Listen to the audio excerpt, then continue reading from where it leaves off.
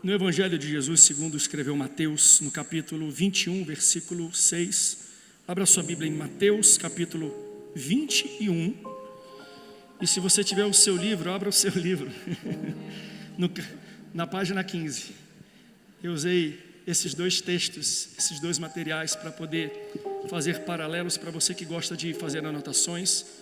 O título dessa mensagem é Toda Missão tem um Veículo.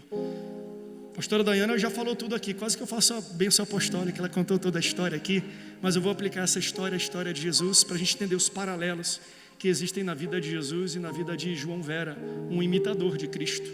Diz assim, Mateus capítulo 21, versículo 6: os discípulos foram e fizeram o que Jesus tinha ordenado. Eles trouxeram uma jumenta e um jumentinho e colocaram sobre eles os seus mantos, e sobre estes Jesus montou. Uma grande multidão estendeu os seus mantos pelo caminho, outros cortavam ramos de árvores e espalhavam pelo caminho. A multidão que ia diante dele e os que seguiam gritavam: Hosana ao filho de Davi, bendito é o que vem em nome do Senhor, Hosana nas alturas. Se você ama a palavra de Deus, diga: eu amo a Bíblia. Tome seu assento, me ajudando a pregar e glorificar. Corpo sentado, espírito de pé. Meus irmãos, ao ler esse livro até o fim, Duas Vidas com Propósito, eu começo a aprender que tudo que Deus faz e a forma como Ele faz tem um propósito por trás. Para cada um de nós, Deus deu uma missão. E você entende que se alguém está indo para algum lugar de maneira intencional, essa pessoa tem uma missão muito clara. Missão é a declaração clara, específica para a existência de alguma coisa. Por exemplo, a nossa igreja, ela existe e ela tem um propósito muito claro. Logo, a nossa missão precisa ser a mais clara possível. Nós temos uma missão.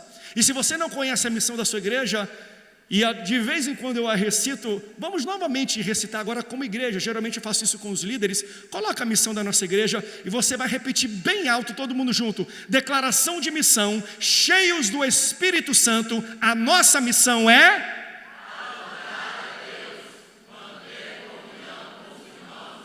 evangelizar os povos e discipular os salvos, vigiar e orar até Jesus voltar.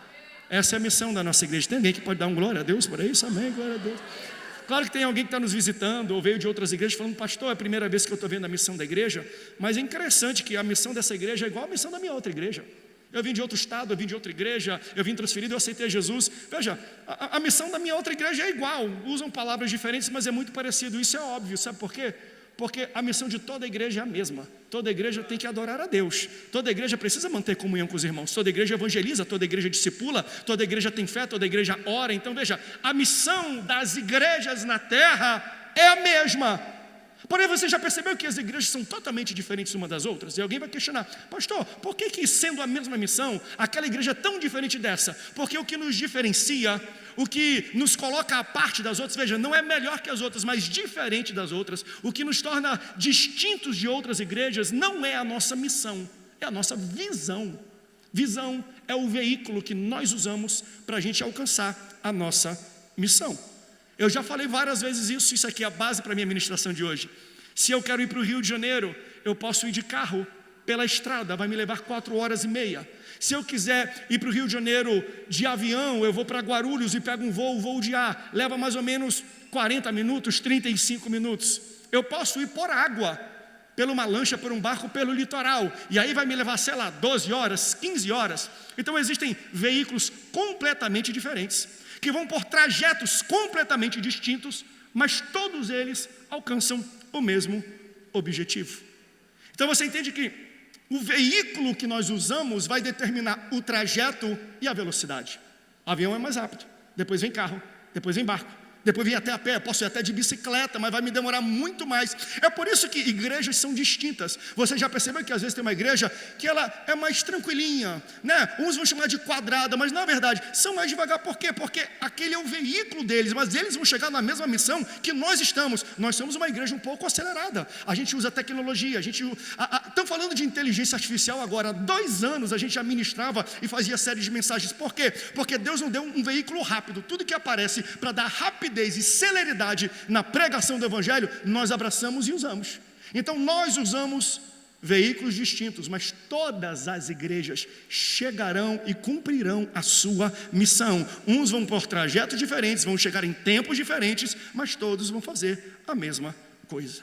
Então, veículos vão determinar os trajetos e a velocidade.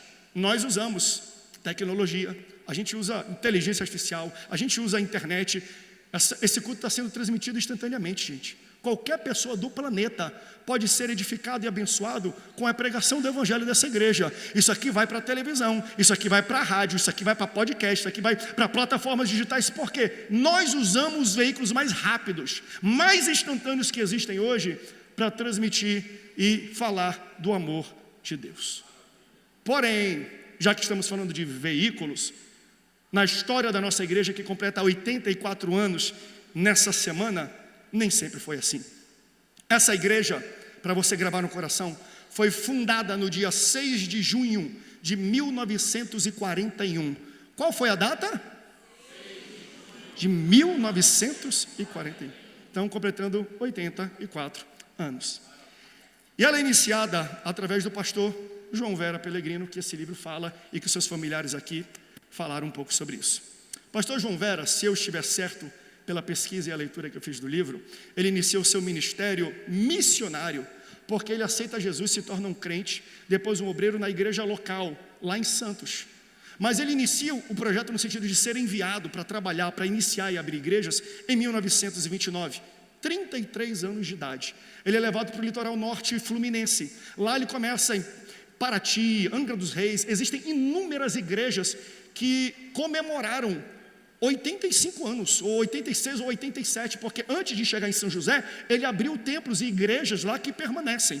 Depois dele abrir essas igrejas no litoral norte fluminense, ele entendeu que chegou o seu tempo, as igrejas estavam abertas, estabelecidas, tinham obreiros. O que ele fez? Ele devolve o trabalho ao pastor da época, que era o pastor do estado do Rio de Janeiro, e comandava lá do campo de São Cristóvão 338, igreja que eu e a pastora Nayane reiniciamos antes de vir aqui para São José dos Campos. Então você vê as conexões divinas que Deus vai fazendo aqui. O templo estava parado por muito tempo. Nós iniciamos o trabalho do Rio de Janeiro, que é conhecido nesse templo que Gunnar Wingren pastoreava. Então o que ele faz? Ele entrega o trabalho para Gunnar Wingren, um dos fundadores da Assembleia de Deus, que começou em Belém do Pará, que inclusive ontem fez uma grande festa de 114 anos da Assembleia de Deus no Brasil. Aí ele deixa essas igrejas para Gunnar Wingren, para que ele administre, e ele volta para onde de novo? Ele volta para Santos. Quando ele chega em Santos, quem é que está na igreja de Santos? O missionário Daniel Berg. Você conhece Daniel Berg e Gunnar Wingren, né? Então um vai para o Rio de Janeiro, e olha que interessante, o outro vai para Santos. Aí quando ele chega em Santos, Daniel Berg fala assim: eu tenho uma obra para você. E ele fala assim: vai subindo essa serra e vai abrindo igreja, vai evangelizando. Você é um camarada bom, a gente manda, você não vê dificuldade, faz isso. E aí com 45 anos de idade, ele chega pela primeira vez em São José dos Campos. Como é que ele chega daqui? Bem, ele sobe a pé para Paraibuna, abrindo igreja, pregando o evangelho. A igreja de Paraibuna, ela faz parte do nosso ministério. Ela é 1 ano mais velha que essa igreja, porque antes de fundar aqui, ele fundou Paraibuna. Só que aqui se tornou tão grande que assumiu e abraçou o ministério lá em Paraibuna, onde nós temos uma igreja lá. Então, quando ele chega em São José, com 45 anos de idade, vindo de Paraibuna, da primeira vez que ele chega aqui, ele pega uma carona em um carro, em um caminhão de entregar leite. Essas cooperativas de leite, ele pega uma carona com o caminhão do leite e ele chega até São José dos Campos. Sabe qual o principal veículo que João Vera Pelegrino usa para evangelizar? Caminhão do leite, pastor, não, porque ele não tem frequência, não tem horário. Isso aqui foi talvez uma bênção que Deus deu passando. Ele vem aqui, tem um lugar aí do lado desse leite que você já entregou, posso sentar aqui e você me deixa lá em São José dos Campos? Então não existia horário certo e frequência certa para esses caminhões. Às vezes ele pedia carona e não tinha. E se não tivesse carona, o que ele fazia?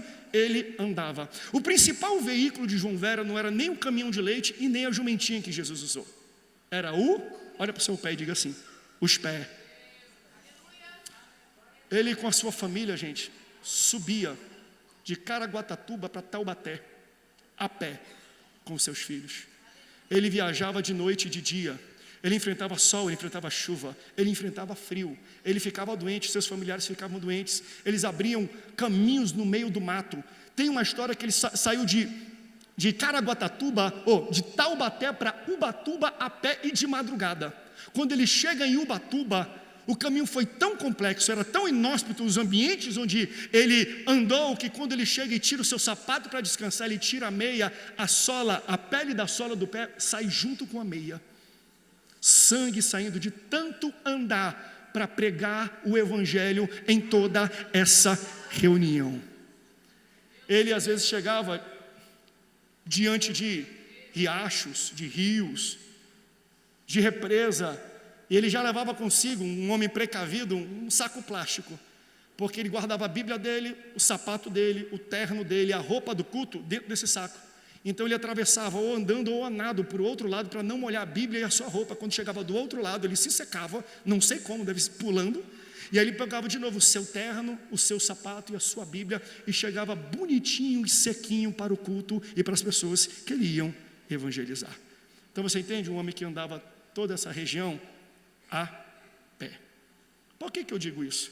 Porque tem algo que eu aprendo com o João Vera Pellegrino e com Jesus.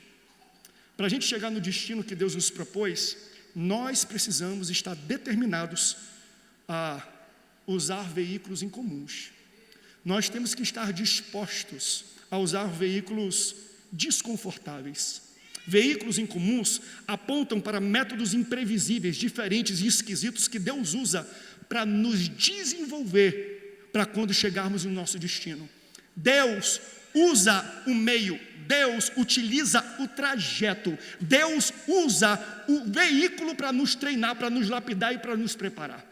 Eu sempre digo isso. Você já percebeu? Não apenas em igreja muitas vezes, mas no mundo empresarial, quando tem alguém que abre uma grande empresa, uma multinacional, e ele pega e passa para o seu filho fale a empresa que o pai abriu. Sabe por quê? Porque o aprendizado para você manter o que você construiu, você aprende na construção. O trajeto de construir uma empresa, de construir um ministério, me lapida, me prepara, me desenvolve para manter ele de pé. Então, se ninguém construiu nada, não vai conseguir manter em pé nada, porque o desenvolvimento, a capacitação para manter em pé algo vem durante uma construção. Deus trabalha dessa forma. Deus envia, mas Ele fala: eu vou usar um veículo esquisito, um veículo diferente, um veículo que você vai reclamar, mas isso vai te desenvolver, isso vai te dar musculatura, isso vai melhorar a tua fé para te preparar para o ambiente, para a realidade que você vai encontrar quando você chegar no seu destino. Logo, para Deus, os veículos fazem parte do preparo. Então, se os veículos fazem parte do preparo, pastor, ele foi a pé, demorou muito. Exatamente. Deus não tem compromisso com pressa. Deus não quer que você chegue rápido. Deus quer que você chegue pronto. E se for para andar a pé, para você chegar pronto, pode ir a pé, pode ir de costas, pode ir devagar. Às vezes Deus atrasa situações para você ser pronto no trajeto. Ele usa veículos esquisitos, porque são os veículos, porque é o trajeto, é aquela velocidade que vai te preparar. Então, rapidez não está incluso no projeto de desenvolvimento de Deus. Deus não quer que você chegue rápido, Deus quer que você chegue pronto, porque é no trajeto que Ele vai usar as condições do veículo para nos condicionar para aquilo que nos espera. João Vera teve que andar de pé, porque para andar de pé é dificultoso. Isso aponta para um ambiente que ele iria enfrentar aqui. A prova que Deus usa veículos incomuns é porque ele viajava a pé, e é porque Jesus, quando vai entrar em Jerusalém para cumprir o seu propósito no domingo dos ramos, Jesus não entra de maneira triunfal, Jesus não vem com carruagens, Jesus usa um jumentinho. Jesus usa um veículo esquisito, mas isso aponta para o desconforto e para as maneiras incomuns que Deus nos empurra e nos prepara. Esse relato sobre a vida de Jesus não é apenas uma descrição momentânea da sua missão, mas isso aqui é uma descrição de um modelo para a nossa vida. Se Jesus, Filho de Deus, o nosso Salvador, andou de jumentinho, se ele precisou usar veículos desconfortáveis, veículos esquisitos, por que a gente acha que pode fugir dessa realidade? Por que nós achamos que, não, ele já sofreu, então eu não vou sofrer? O que Deus está falando é, eu uso alguns veículos, porque o veículo usa um trajeto diferente, e o trajeto vai te preparar para a minha obra. Se aquele que me ensina, gente, que me guia, que morreu por mim, se aquele que me salvou, sofreu e teve que usar um veículo desconfortável, por que eu acho que a minha missão é só de Land Rover? Por que eu acho que só vou pregar se for de primeira classe? Por que eu só vou no local se for num bom restaurante? Por que eu vou pregar o evangelho só se eu ficar em bons hotéis? Se Jesus, que é o Filho de Deus, se dispôs a entrar com um jumentinho, a gente tem que baixar um pouco a bola e falar, Senhor, me usa, e o veículo vai me formar, vai me formatar, o veículo vai me lapidar para a missão que eu preciso. Se o fundador dessa igreja perdeu a pele da planta do pé para abrir essa igreja, por que a gente acha que não vem para ela só por causa do frio? A gente tem que aprender um pouco com o sofrimento daqueles que vieram antes, gente. Para abrir essa igreja, ele andou a pé no frio, sem a planta do pé, porque a sua pele já tinha ido embora. Para hoje a gente está aqui num ambiente gostoso, num ambiente bom, num ambiente maravilhoso. Falar, Senhor, eu te louvo, glória a Deus, porque aqueles que vieram antes de mim fizeram e pavimentaram o caminho para que hoje eu pudesse louvar ao Senhor. Mas que isso não seja um impedimento. Você entende que muitas pessoas, líderes, muitas pessoas que têm ministério hoje, eles não chegam no destino do seu propósito, não por causa do trajeto, mas por causa do veículo. Esse, não vou não. É para ele dizer, não, assim não quero não. Então, às vezes, o inimigo usa a precariedade do veículo para abortar o propósito de Deus. E Deus usa a precariedade do veículo justamente para te lapidar para o destino que você está indo. O veículo está ruim, tá? É Deus que está usando isso para te preparar para o local onde você está, porque a realidade que você vai encontrar no fim da sua missão vai requerer que você seja desenvolvido no meio da precariedade deste veículo. Então, se hoje os seus veículos estão em péssimas condições, isso aponta para a condição do seu destino. Não será um destino fácil. Ninguém dá glória a Deus. Se hoje o teu veículo é árduo, é duro, é porque o destino onde Deus te chamou vai ser complexo, árduo e duro. E para isso, Deus está usando o seu trajeto. O trajeto é difícil porque o destino é difícil. O veículo é complicado porque o local onde Ele está te chamando também é complicado. O seu campo de atuação, ele é denunciado pelo tipo de veículo. Então as condições do teu veículo te condicionam para o teu destino. Eu me misturei todo aqui, mas eu vou falar de novo. As condições do teu veículo te condicionam para o teu destino. Se o destino é difícil, vai andando a pé, meu filho. Se o destino é difícil, pega uma mula, pega um jumento, pega alguém e vai para lá. Por quê? Porque eu vou usar esse trajeto, e quando você chegar lá, você vai entender, você vai ser fortificado e você vai ser usado por mim. O objetivo do veículo não é você chegar rápido. O objetivo do veículo é você chegar pronto. A condição do seu veículo prenuncia a dificuldade da sua missão. Então, às vezes, pessoas têm missões difíceis e querem além de Rover para chegar. Você pode até chegar, mas vai chegar de subdesenvolvido. Então, não queira chegar rápido, não queira chegar de forma confortável, para quando chegar lá você não enfrentar o turbilhão. Muitos pastores, muitos líderes desistem do ministério, do pastorado. A pandemia, meus irmãos, nos mostrou um pouco disso aqui. Quando o negócio aperta e os veículos ficam escassos, muita gente, não dá para mim não vou embora não, assim não dá não, eu vou parar de fazer isso, vou parar de fazer aquilo. Por quê? Porque muitos não chegaram lá usando o jumentinho. E se você não chega lá usando o jumentinho, você não está desenvolvido e preparado para a missão que você tem. Se você não chegou lá usando o jumentinho, você chega subdesenvolvido. Tem alguém que está entendendo essa ministração aqui? Talvez você chegou lá por causa de indicação, de peixada. Você chegou lá talvez por causa do seu talento. Isso é bom, que bom que você tem talento. Mas o teu talento não segura o rojão do peso da responsabilidade da sua missão.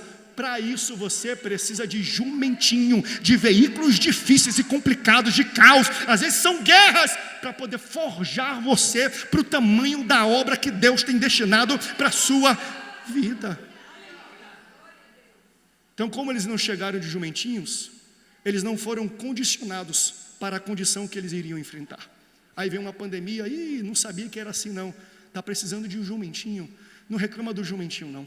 Não reclama da precariedade do veículo que você está hoje, porque isso indica o desafio que você tem, mas o tamanho da glória que virá depois nesse seu desafio. O jumentinho, gente, me condiciona para a perseguição. O jumentinho me condiciona para o caos, mas ao mesmo tempo, o jumentinho, ele cultiva em mim confiança. Porque se eu estou num trajeto difícil, num trajeto árduo, num trajeto doloroso, quando eu vou enfrentar uma grande batalha, o trajeto já me preparou. Davi chega num campo de batalha para entregar lanche para os seus irmãos, mas ele tem um trajeto. Ninguém vê, mas ele tem um histórico. Ele está cuidando das ovelhas do seu pai. E quando ele está cuidando das ovelhas do seu pai, ele mata leão e mata urso. Ele neutraliza grandes forças da natureza. Aí quando ele chega lá, ele vê um cara vociferando, um cara desafiando o exército. Ele fala, eu vou lutar contra esse cara. De onde veio essa confiança? O leão e o urso foram o jumentinho de Davi.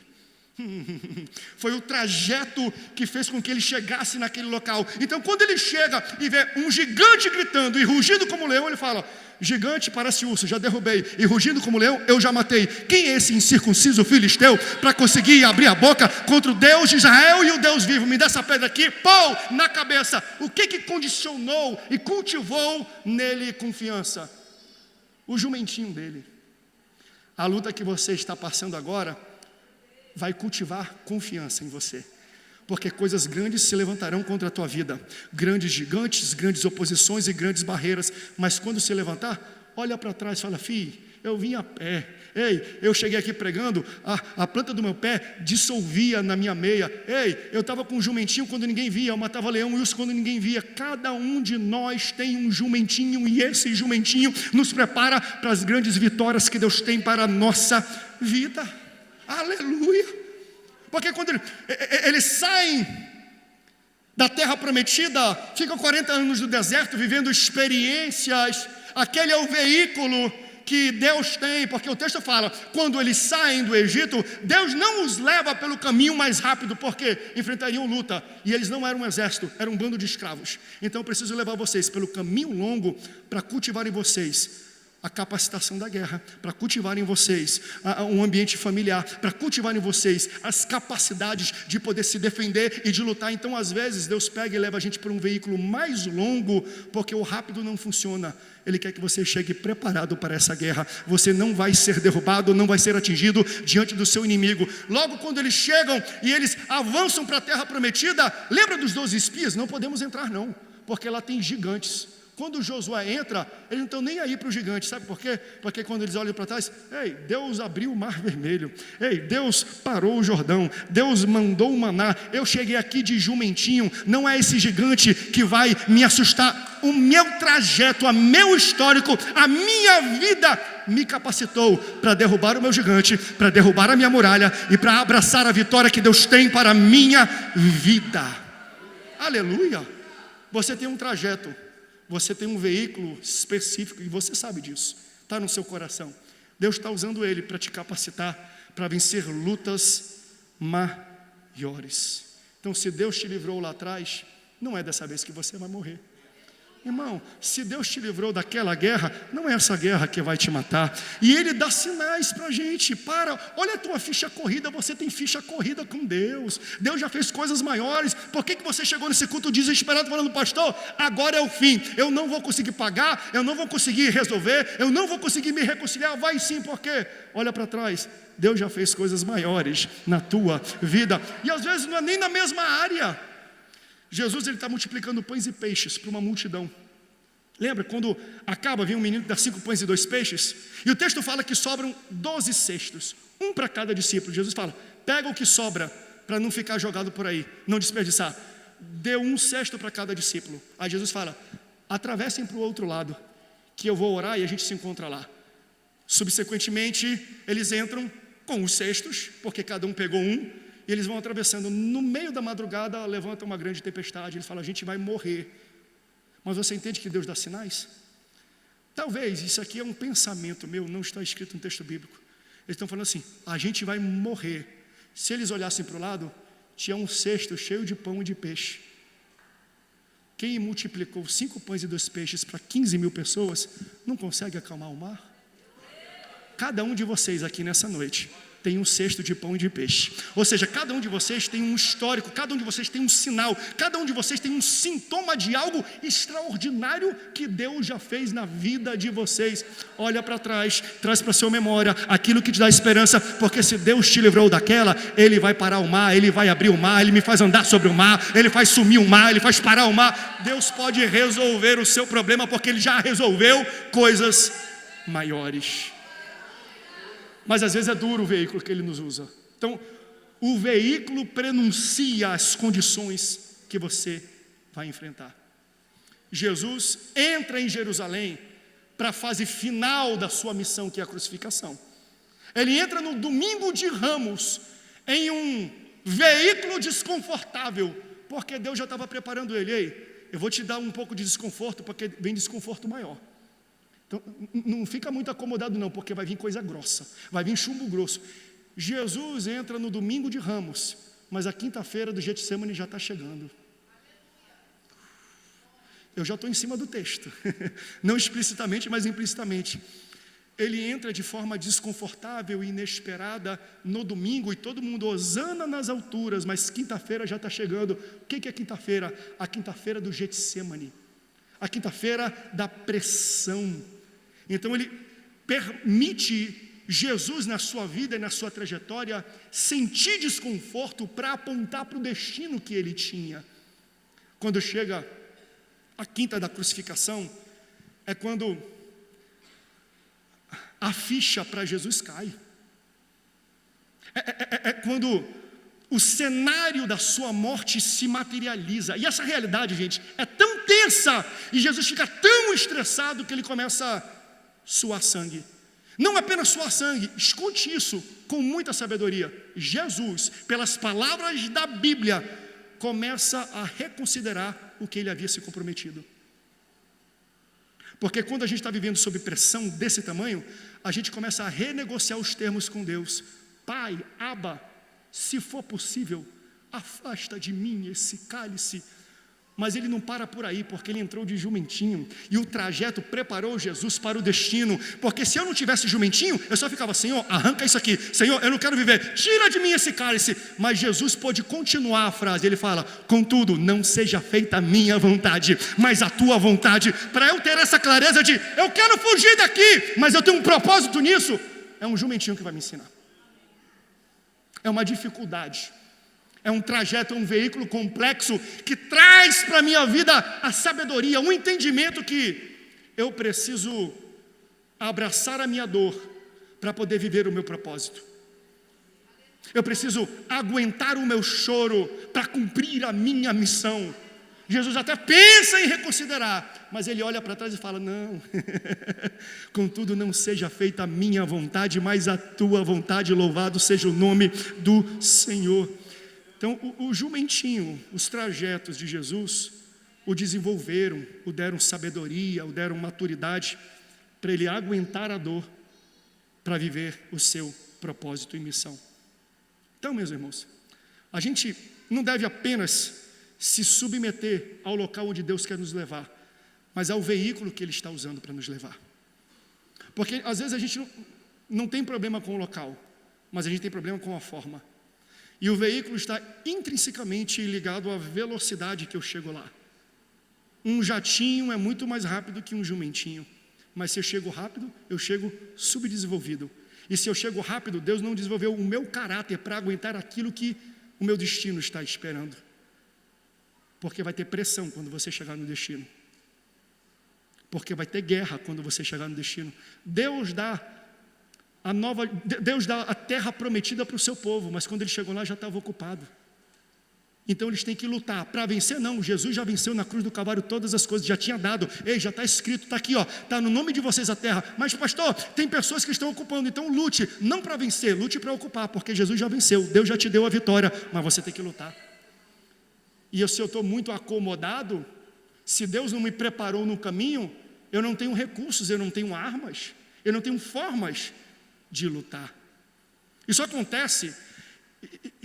E veja como o trajeto, os veículos que Jesus usa, o preparam de tal forma, que quando ele está no Getsemane, vem então os guardas para prendê-lo, e aí Pedro pega a espada, a faca dele, e tenta dar na cabeça de um oficial religioso, tira a orelha, Jesus, fala, Pedro, pega a orelha, coloca de volta no camarada e fala, Pedro, deixa eu falar uma coisa, Pedro, tu acha que se eu não quisesse aqui, eu estalava os meus dedos, e o Pai enviaria para aqui legiões de anjos para me dar livramento? Pedro, eu tenho poder para ter livramento rápido, mas eu não posso usar o meu poder para me livrar do agora, porque o meu poder não é para me tirar da cruz, mas para me levar para ela e me pendurar nela. Então eu vou usar o meu poder e vou submetê-lo à minha missão e não à minha dor. Deus te deu tantos dons, Deus te deu tantas coisas, só que você não está submetendo o seu chamado, o seu talento e o seu dom ao compromisso e à tua missão, mas à tua dor. Como assim, pastor? E aqui a gente aplica mesmo. Pessoas que Deus chamou para cantar, tocar e ministrar. Aí alguém te feriu no ministério, você fala assim, eu nunca mais vou cantar na igreja, eu nunca mais vou pregar na igreja, e eu nunca mais vou tocar um instrumento dentro da igreja. Sabe o que é? Deus te deu unção e dom para você cantar, tocar, para ser músico, só que alguém te machucou e você não usa a tua unção, ou seja, você está submetendo o talento e o dom à tua dor e não ao teu propósito. Meu irmão, submeta ao propósito. Pastor, mas está dolorido. Você acha que Jesus não estava suando sangue e estava sentindo cócegas?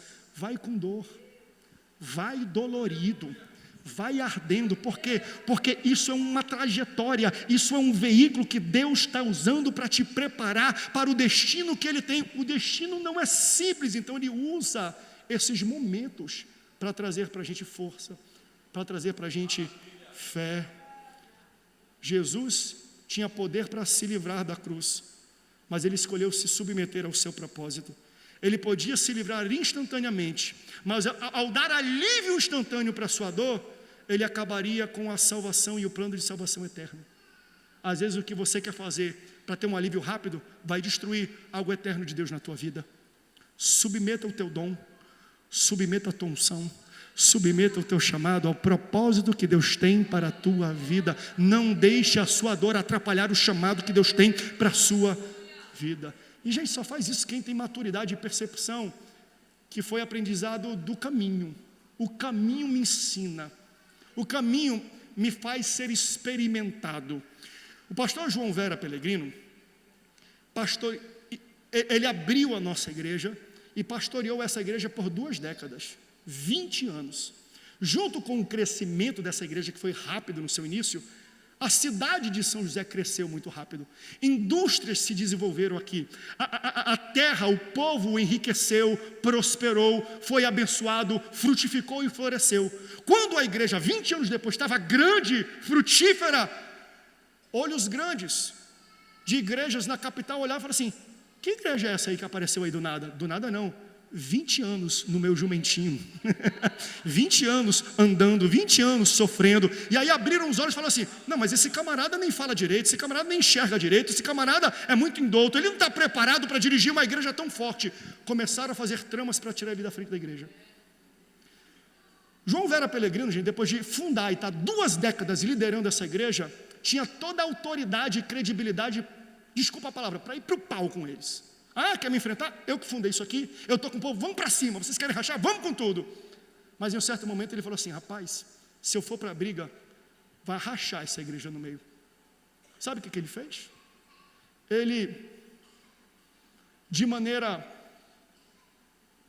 voluntária, falou assim, eu me autotransfiro para uma outra igreja, porque eu não quero bater de frente com vocês, isso vai ser muito ruim para a igreja, e o propósito que Deus tem para essa igreja vai muito além de mim, então eu não posso botar, ai meu Deus, eu não posso colocar o meu sentimento, o meu ego acima do projeto que Deus tem para essa igreja, porque essa igreja é maior do que João Vela Peregrino, essa igreja é maior do que André Câmara, essa igreja está muito acima dos nomes, dos homens, das pessoas que às vezes servem como líder. Ela é muito maior. Essa assembleia não é de André, essa assembleia não é de João, essa assembleia é de Deus. Então, entendeu? Esse projeto é muito maior do que eu. Então, para não trazer problemas para o projeto eterno, olha como Jesus fez. Eu não vou atrapalhar o eterno por causa do momentâneo. Fique com a igreja. Eu não quero brigar por isso, não. Eu vou para outra igreja. Deus abençoe vocês. Meu irmão, para alguém ter consciência de tomar essa atitude, é porque teve muito jumentinho, muita dificuldade. Então você entende por que ele teve que andar noites e ficar doente? Por quê? Porque a missão não era fácil.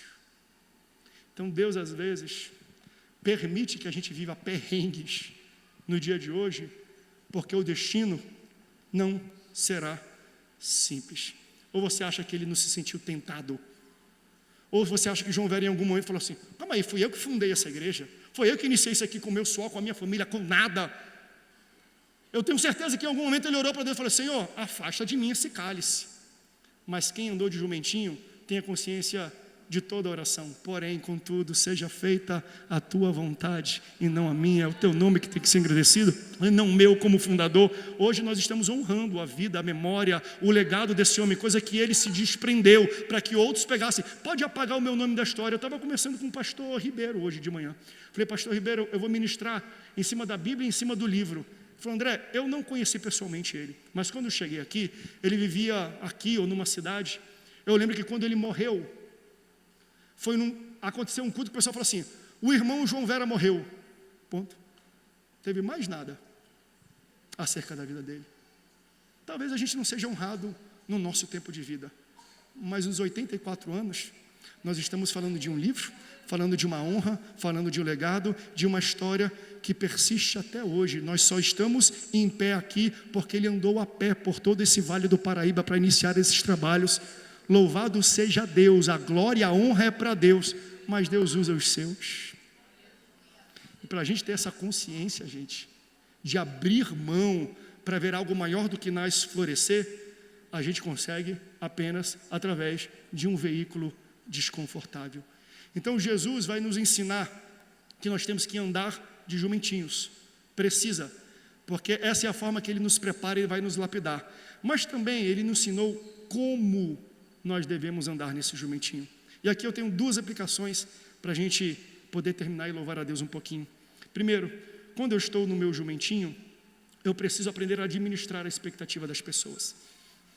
As mesmas pessoas que receberam Jesus na sua entrada em Jerusalém com ramos de folhas, de palmeiras, no domingo, essas mesmas pessoas, na mesma semana, na sexta-feira, falaram: crucifique-o. Por que eles falaram isso? Por causa de expectativas equivocadas. Essas pessoas tinham colocado em Jesus uma expectativa que Jesus nunca disse que veio para isso.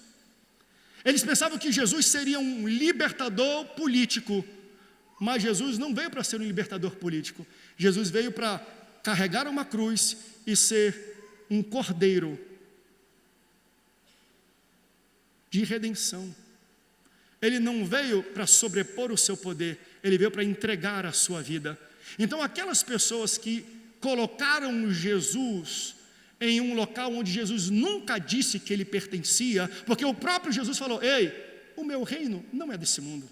Não, vão destruir esse templo. Em 3 dias eu construí. Durante toda a missão, o ministério de Jesus, ele falava: ei, não é desse reino. Eu não vim aqui para estabelecer um governo, eu não vim para estabelecer partido, eu não vim para eleger pessoas, porque o meu governo, o meu reino não é dessa terra. Veja, ele não está pregando alienação política, mas está pregando prioridades divinas. Em vez da gente ficar às vezes brigando por causa de partido, vamos começar a evangelizar, falar que Deus cura, que Deus salva, que Deus batiza com o Espírito Santo. Como é que...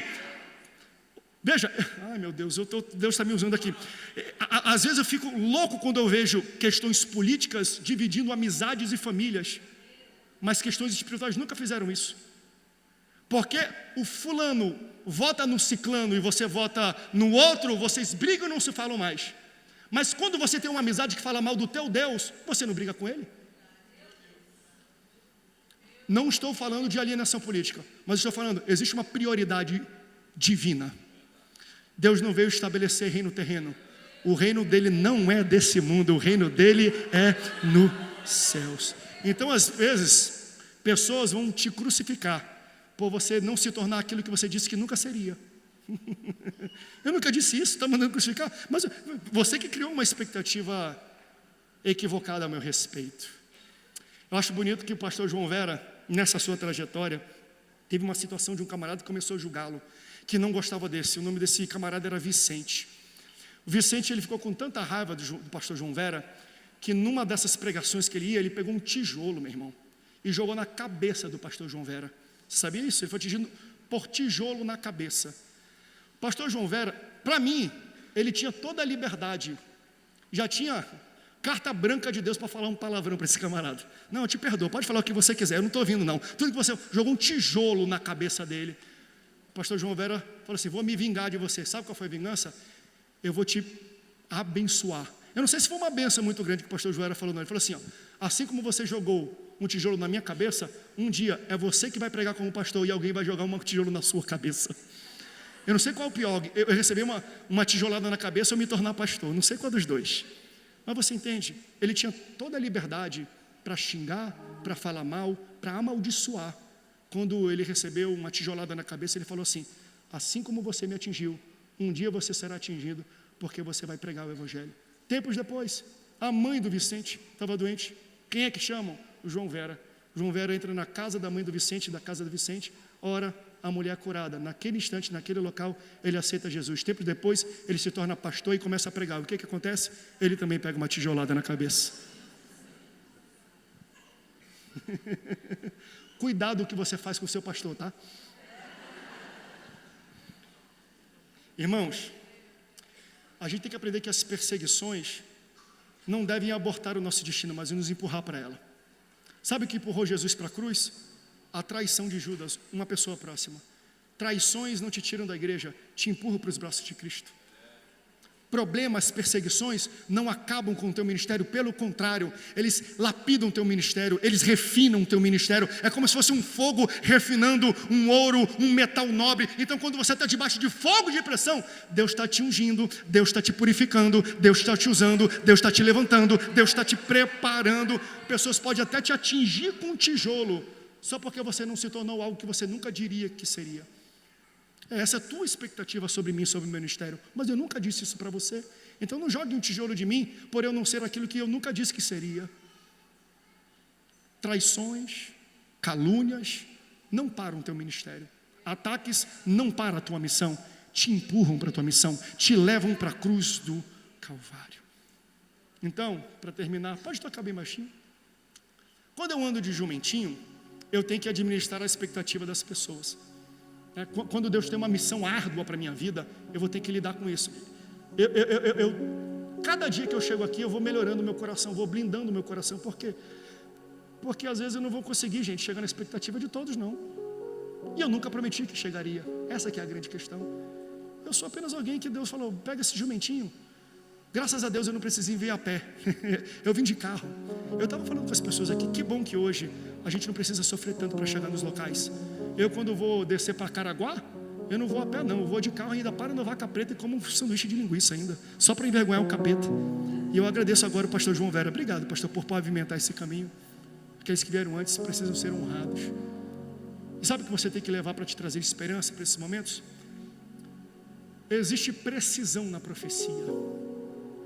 Quando você está nesse veículo, está na trajetória, está pensando em desistir, lembra da profecia, lembra da promessa que Deus deu para você. E escute essa palavra: Deus cumpre o que Ele promete. Ele não apenas cumpre o que Ele promete, Ele é preciso naquilo que é profetizado. Mateus vai falar que Jesus entra de jumentinho, não porque Ele quis escolher um jumentinho, porque aquilo havia sido profetizado. Profetizado por quem? Profeta Zacarias. Zacarias capítulo 9, versículo 9. Alegre-se muito, cidade de Sião, exulte Jerusalém, eis que o seu rei vem até vocês. E como é que ele vem? Ele vem justo, ele vem vitorioso, ele vem humilde e ele vem montado no jumento e num jumentinho, cria de jumenta. Deixa eu repetir a última parte. Ele não apenas vem com vocês, ele vem de forma humilde e ele vem montado num jumentinho e numa jumenta. Por que isso aqui é importante? Porque isso é profetizado 500 anos antes. Aí 500 anos depois se cumpre exatamente conforme o profeta profetizou.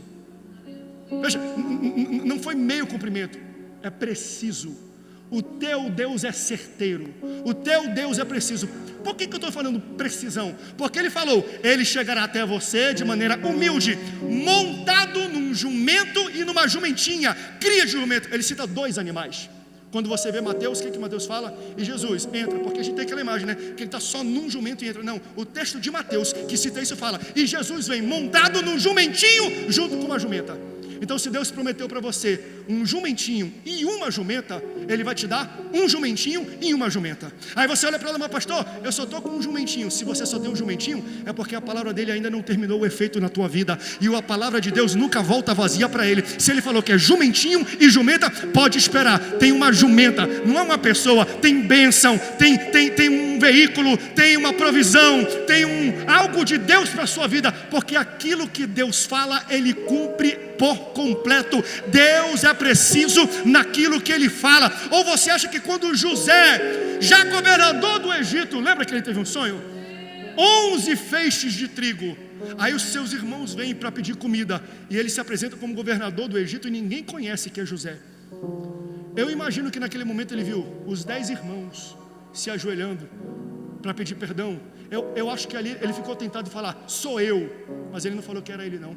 Eu imagino o Espírito Santo já agindo no coração dele e falou assim, José, deixa eu falar uma coisa, aqui tem 10 irmãos, mas o teu sonho tinha 11 feixes.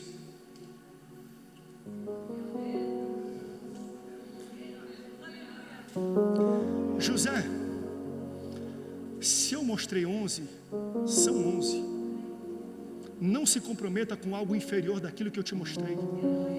José chega aos irmãos, vem aqui, não está faltando um não? Tem, está lá em casa. Então vai lá e busca, porque eu quero ver com o meu olho aquilo que eu vi no meu sonho. No meu sonho Deus falou que eram 11. Eu vou querer 11 aqui. Deus te deu um sonho, Deus te deu uma palavra. Não fique tranquilo, não fique saciado apenas com metade. Se é um jumento e uma jumentinha, é um jumento e uma jumentinha. Se são 11 irmãos, são 11 irmãos. O que Deus prometeu, Ele vai cumprir de forma precisa.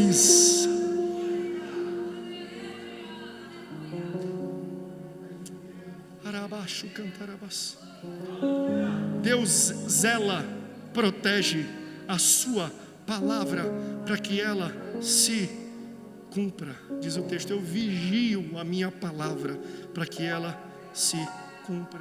Então às vezes se a palavra de Deus ele está na eternidade, Ele deu uma palavra e a palavra está se cumprindo. Se Ele entende que ela talvez possa ser ameaçada de sair de rota, Ele intervém no nosso tempo e no nosso mundo. Essa intervenção nós conhecemos como milagre, para poder recondicionar a rota e ele volta de novo para a eternidade. E por 500 anos ele fez isso com Jesus. Está saindo, ele entra, faz o milagre, volta para a rota e volta para a eternidade. Daqui a pouco ele entra de novo no tempo, recondiciona a rota e volta para a eternidade. Se ele fez isso com Jesus, se ele fez isso com João Vera, é o mesmo Deus. O Deus de João Vera, o Deus de Jesus, é o seu Deus. Ele é o Deus de Israel. Ele vai fazer um milagre na tua vida, para a palavra que ele falou e profetizou para a tua vida, através de sonho, através de revelação. Ele é fiel para cumprir, não apenas parte da palavra, gente. Não fiquem confortáveis com meia promessa.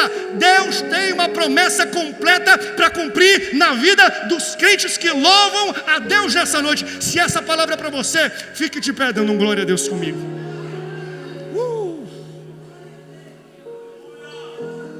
Precisão.